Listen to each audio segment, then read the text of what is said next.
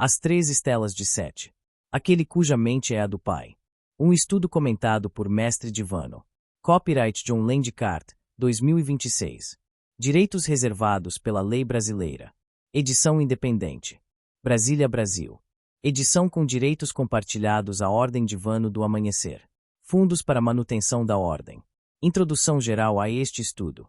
Uma estela, do grego stl e do latim stela, é, historicamente, uma pedra ereta, um monumento vertical usado para registrar algo que deve ser preservado, leis, epígrafes funerárias, vitórias, revelações, tratados sagrados.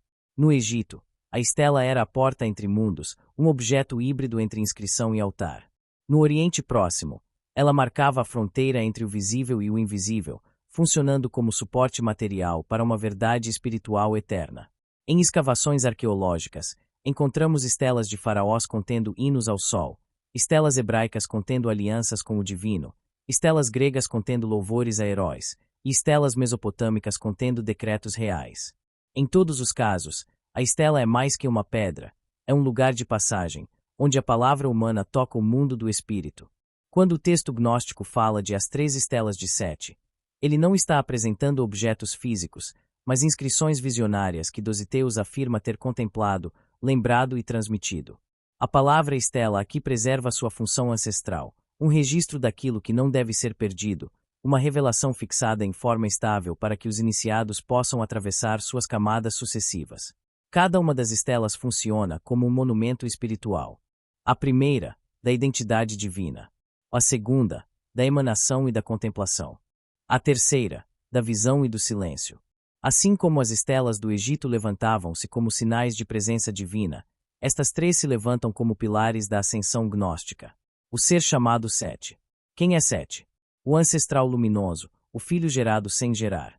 Para compreender o texto, é preciso compreender Sete, não o Sete da mitologia egípcia, nem o Sete bíblico mencionado em Gênesis, mas o Sete espiritual, reconstruído pelos gnósticos da tradição setiana.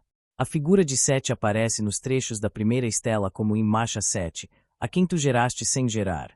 Aquele que se dirige ao Pai Geradamas dizendo: Eu te abençoo, Pai, abençoa-me, Pai, tu és a minha mente. Essa expressão, gerado sem gerar, é a chave. Ela significa que Sete não é simplesmente o terceiro filho de Adão e Eva, mas uma emanatio, uma produção espiritual, uma consciência luminosa que não nasce no tempo. Em tradições judaicas muito antigas, particularmente na literatura enóquica, Sete já era visto como herdeiro da linhagem pura, distinto de Caim e de Abel. Mas na tradição gnóstica, especialmente a setiana, ele se transforma completamente, passa a ser o progenitor de uma raça espiritual, chamada no texto de raça viva e inabalável. Essa raça inabalável não é família biológica, mas uma linhagem da alma, aqueles que preservam a centelha do divino, aqueles que não pertencem ao mundo da ignorância, regido pelo demiurgo, mas ao mundo da plenitude. Podemos dizer que Sete, para os gnósticos, é o filho espiritual do Pai primordial. Assim como a segunda estela descreve Barbelo como primeira glória do Pai invisível, a primeira estela descreve Sete como aquele que participa diretamente do Pai Geradamas, o Adão primordial iluminado. Ele não é inferior ao Pai na essência, é seu reflexo consciente, sua extensão viva. Sete como o arquetípico iniciado, quando o adepto recita as estelas, ele assume o papel de Sete, não para imitar um ancestral, mas para reencontrar sua própria identidade espiritual. É uma forma gnóstica de lembrar-se do que se é em essência. Sete como o mediador da ascensão. Sete não é o fim do caminho, mas seu início. Ele abre a primeira estela com louvores, Barbelo abre a segunda com contemplações, o pré-existente aparece na terceira com a visão direta. Sete é a memória limpa que permite a jornada. Sete como a ponte entre o humano e o divino. Sete conversa com o Pai como um igual. Tu és a minha mente, eu existo por causa de ti. Esse diálogo não é histórico, é iniciático. O adepto reconhece que sua mente mais profunda, seu nus, é centelha do Pai.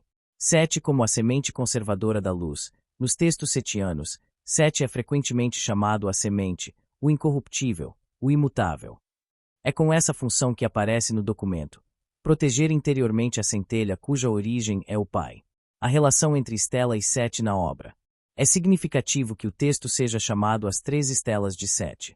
Não sobre Sete, não para Sete, mas de 7. O que significa isso? Significa que cada estela representa um grau da própria consciência de 7 e, ritualmente, da consciência de quem assume sua voz. Na primeira estela, 7 lembra-se do Pai. Na segunda, ele contempla Barbelo, a emanação. Na terceira, ele vê o pré-existente.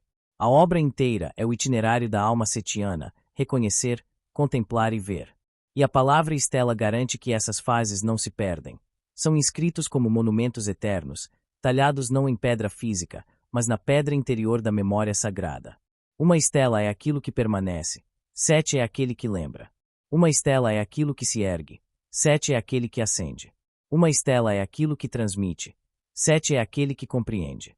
E quando o adepto recita o texto, como fazia Dositeus, segundo o próprio documento relata, ele se torna não apenas leitor, mas herdeiro daquilo que as estelas fixaram. É o final deste trabalho. Há um apêndice sobre 7 como terceiro filho de Adão ou não. Em 2, a tradição setiana pode ser resumida assim: há uma luz esquecida dentro de você, e essa luz pertence a uma linhagem que o mundo não consegue corromper. Todo o restante, os ritos, os hinos, as estelas, existe para que essa luz se lembre de si mesma. 3. Relativo aos textos do livro de Enoque.